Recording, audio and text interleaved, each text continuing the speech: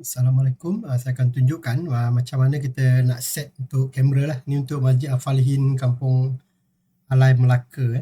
So dia mudah je. Klik pada sini, quick setting. Tekan live TV. By default kuliah, kita boleh tekan play terus. Atau tekan nombor pun boleh lah. So ni dia akan pergi ke meja kuliah. So sekarang meja kuliah kita tak letak lagi, dia tak nampak sini lah. So kalau mimbar, tekan 1. So dia akan pergi pada kedudukan mimbar. Ini kalau 3 ni kedudukan waktu solat lah. Kita akan ambil kamera ke belakang. Dan satu lagi kita ada yang nombor 4 untuk majlis punya. So kalau ada majlis bacaan Yasin, so kita akan set nombor 4 lah.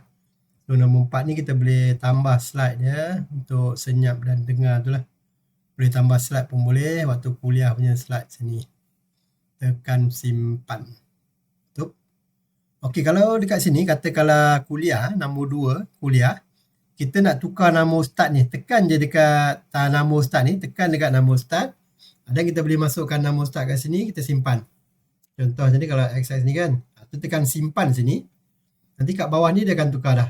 Nama ustaz, kitab pengajian. So di sini kita boleh edit dan terus boleh save lah. Untuk hari Jumaat tu, simpan. Untuk kuliah maghrib apa semua, terus simpan macam tu.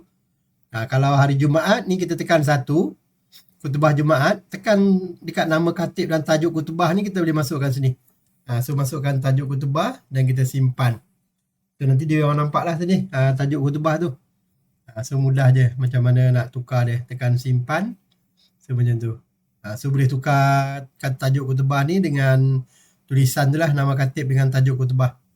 Okay, kalau kuliah, tekan pada kuliah ni dan kita boleh paparkan kuliah sini, masukkan nama ustaz dengan kitab dia. Ni waktu solat. Kalau nak masukkan nama imam pun boleh lah. So by default tak ada pun tak apa. Ni kalau ada majlis bacaan Yasin. So sini majlis bacaan Yasin. Kita letak slide, apa-apa slide boleh. Slide ni kita boleh tambah ni banyak. Kalau waktu kuliah kita nak paparkan banyak info kan. Dekat waktu kuliah ni, slide, klik dekat slide waktu kuliah ni. Dan kita boleh tambah slide dekat sini. Ni contoh lah, saya masukkan slide di lain. Tekan open. So sekarang ni ada 3 slide. Interval ni kata kita buat ni default, contoh ni kita buat 5 saat lah. Simpan. Ni slide ni dia akan run secara auto. Simpan.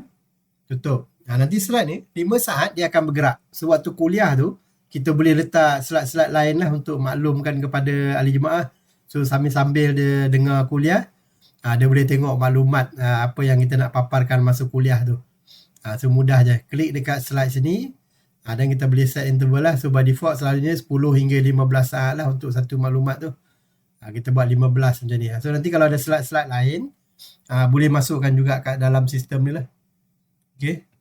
Kita letak 2 dululah by default. 15 saat. So kalau ada slide lain nak dipaparkan waktu kuliah tu panjang kan. Kalau ada kuliah slide berkaitan korban ke apa semua, kita boleh masukkan dekat masa kuliah jugalah.